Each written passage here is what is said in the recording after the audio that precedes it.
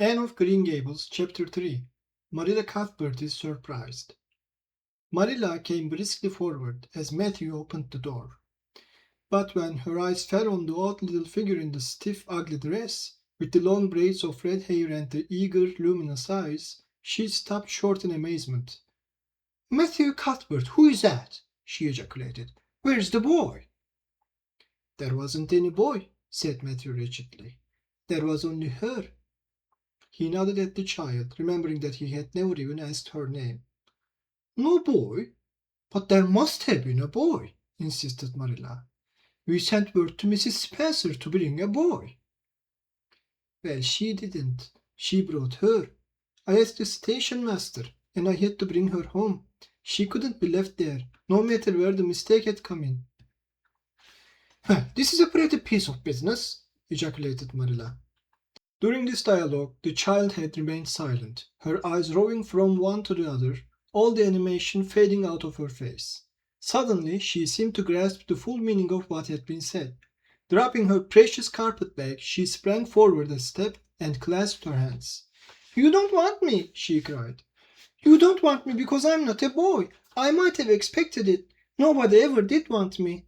I might have known it was all too beautiful to last. I might have known nobody really did want me. Oh, what shall I do? I'm going to burst into tears." Burst into tears she did, sitting down on a chair by the table, flinging her arms out upon it, and burying her face in them, she proceeded to cry stormily. Marilla and Matthew looked at each other deprecatingly across the stove. Neither of them knew what to say or do. Finally, Marilla stepped lamely into the breach. Well, there is no need to cry so about it." "Yes, there is need." The child raised her head quickly, revealing a tear-stained face and trembling lips. "You would cry too if you were an orphan and had come to a place you thought was going to be home and found that they didn't want you because you weren't a boy. Oh, this is the most tragical thing that ever happened to me." Something like a reluctant smile, rather rusty from long disuse, mellowed Marilla's grim expression. "Well, don't cry any more. We're not going to turn you out of doors tonight. You'll have to stay here until we investigate this affair. What's your name?" The child hesitated for a moment. "Will you please call me Cordelia?" she said eagerly. "Call you Cordelia? Is that your name?" "No, it's not exactly my name, but I would love to be called Cordelia. It's such a perfectly elegant name." "I don't know what on earth you mean. If Cordelia isn't your name, what is?" "Anne Shirley," reluctantly faltered forth the owner of that name. "But please call me Cordelia. It can't matter much to you what you call me if I'm only going to be here a little while, can it? And Anne is such an unromantic name." "Unromantic fiddlesticks," said the unsympathetic Marilla. "Anne is a real good plain sensible name. You no need to be ashamed of it." "Oh, I'm not ashamed of it," explained Anne. "Only I like Cordelia better. I've always imagined that my name was Cordelia. At least I always have of late years. When I was young, I used to imagine it was Geraldine, but I like Cordelia better now. But if you call me Anne, please call me Anne spelled with an E." "What difference does it make how it's spelled?" asked Marilla with another rusty smile as she picked up the teapot. "Oh, it makes such a difference. It looks so much nicer. When you hear a name pronounced, can't you always see it in your mind, just as if it was printed out? I can, and A-N-N looks dreadful, but A-N-N-E looks so much more distinguished. If you'll only call me Anne spelled with an E, I shall try to reconcile myself to not being called Cordelia." "Very well then, Anne spelled with an E. Can you tell us how this mistake came to be made? We sent word to Mrs. Spencer to bring us a boy. Were there no boys at the asylum?" "Oh, yes, there was an abundance of them. But Mrs. Spencer said distinctly that you wanted a girl about 11 years old, and the matron said she thought I would do. You don't know how delighted I was. I couldn't sleep all last night for joy. Oh," she added reproachfully, turning to Matthew, "why didn't you tell me at the station that you didn't want me and leave me there? If I hadn't seen the white wave of delight and the lake of shining waters, it wouldn't be so hard." "What on earth does she mean?" demanded Marilla, staring at Matthew. She's just referring to some conversation we had on the road," said Matthew hastily. "I'm going out to put the mare in, Marilla.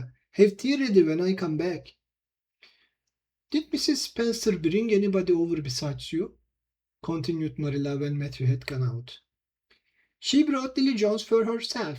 Lily is only 5 years old and she is very beautiful. She has nut brown hair. If I was very beautiful and had nut brown hair, would you keep me?" "No, we want a boy to help Matthew on the farm. A girl would be of no use to us. Take off your hat. I'll lay it and your bag on the hall table." Anne took off her hat meekly. Matthew came back presently and they sat down to supper. But Anne could not eat. In vain she nibbled at the bread and butter and pecked at the crabapple preserve out of the little scalloped glass dish by her plate. She did not really make any headway at all.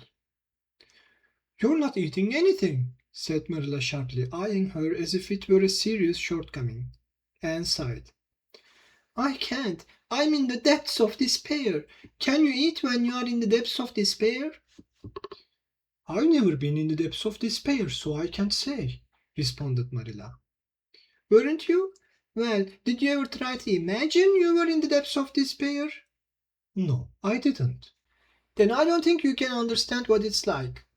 It's a very uncomfortable feeling indeed. When you try to eat, a lump comes right up in your throat and you can't swallow anything, not even if it was a chocolate caramel. I had one chocolate caramel once 2 years ago and it was simply delicious. I've often dreamed since then that I had a lot of chocolate caramels, but I always wake up just when I'm going to eat them. I do hope you won't be offended because I can't eat. Everything is extremely nice, but still I cannot eat." "I guess she's tired," said Matthew, who hadn't spoken since his return from the barn. "Best put her to bed, Marilla." Marilla had been wondering where Anne should be put to bed. She had prepared a couch in the kitchen chamber for the desired and expected boy. But, although it was neat and clean, it did not seem quite the thing to put a girl there somehow. But the spare room was out of the question for such a stray waif, so there remained only the east gable room. Marilla lighted a candle and told Anne to follow her, which Anne spiritlessly did, taking her hat and carpet bag from the hall table as she passed. The hall was fearsomely clean. The little gable chamber in which she presently found herself seemed still cleaner. Marilla set the candle on a 3-legged, 3-cornered table and turned down the bedclothes. "I suppose you have a nightgown?" she questioned. Anne nodded. "Yes, I have two. The matron of the asylum made them for me. They're fearfully skimpy. There's never enough to go around in an asylum, so things are always skimpy. At least in a poor asylum like ours. I hate skimpy night dresses, but one can dream just as well in them as in lovely trailing ones with frills around the neck. That's one consolation." "Well, undress as quick as you can and go to bed. I'll come back in a few minutes for the candle. I daren't trust you to put it out yourself. You'd likely set the place on fire." When Marilla had gone, Anne looked around her wistfully. The whitewashed walls were so painfully bare and staring that she thought they must ache over their own bareness. The floor was bare too, except for a round braided mat in the middle such as Anne had never seen before. In one corner was the bed, a high old-fashioned one, with 4 dark, low-turned posts. In the other corner was the aforesaid 3-cornered table adorned with a fat, red velvet pincushion hard enough to turn the point of the most adventurous pin. Above it hung a little 6x8 mirror.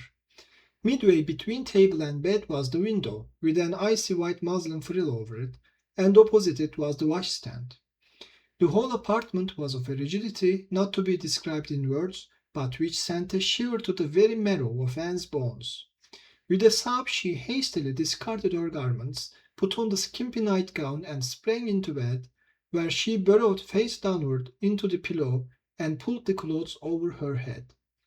When Marilla came up for the light, various skimpy articles of raiment scattered most untidily over the floor and a certain tempestuous appearance of the bed were the only indications of any presence save her own.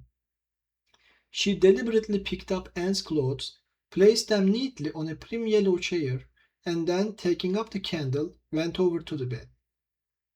"Good night," she said, a little awkwardly, but not unkindly. Anne's white face and big eyes appeared over the bedclothes with a startling suddenness. "How can you call it a good night when you know it must be the very worst night I've ever had?" she said reproachfully. Then she dived down into invisibility again. Marilla went slowly down to the kitchen and proceeded to wash the supper dishes. Matthew was smoking, a sure sign of perturbation of mind. He seldom smoked, for Marilla set her face against it as a filthy habit. But at certain times and seasons he felt driven to it, and then Marilla winked at the practice, realizing that a mere man must have some vent for his emotions. "Well, this is a pretty kettle of fish," she said wrathfully. "This is what comes of sending word instead of going ourselves. Robert Spencer's folks have twisted that message somehow. One of us will have to drive over and see Mrs. Spencer tomorrow, that's certain. This girl will have to be sent back to the asylum." "Yes, I suppose so," said Matthew reluctantly. "You suppose so? Don't you know it?" "Well, now, she's a real nice little thing, Marilla. It's kind of a pity to send her back when she's so set on staying here." "Matthew Cuthbert, you don't mean to say you think we ought to keep her?" Marilla's astonishment could not have been greater if Matthew had expressed a predilection for standing on his head. "Well, now, no, I suppose not. Not exactly," stammered Matthew, uncomfortably driven into a corner for his precise meaning. "I suppose we could hardly be expected to keep her." "I should say not. What good would she be to us?" "We might be some good to her," said Matthew suddenly and unexpectedly. "Matthew Cuthbert, I believe that child has bewitched you. I can see as plain that you want to keep her." "Well, now, she's a real interesting little thing," persisted Matthew. "You should have heard her talk coming from the station." "Oh, she can talk fast enough. I saw that at once. It's nothing in her favor either. I don't like children who have so much to say. I don't want an orphan girl, and if I did, she isn't the style I'd pick out. There is something I don't understand about her. No, she's got to be dispatched straightway back to where she came from."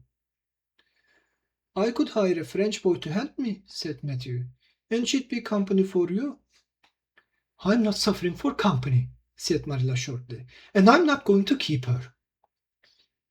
"Well, now, it's just as you say, of course, Marilla," said Matthew, rising and putting his pipe away. "I'm going to bed."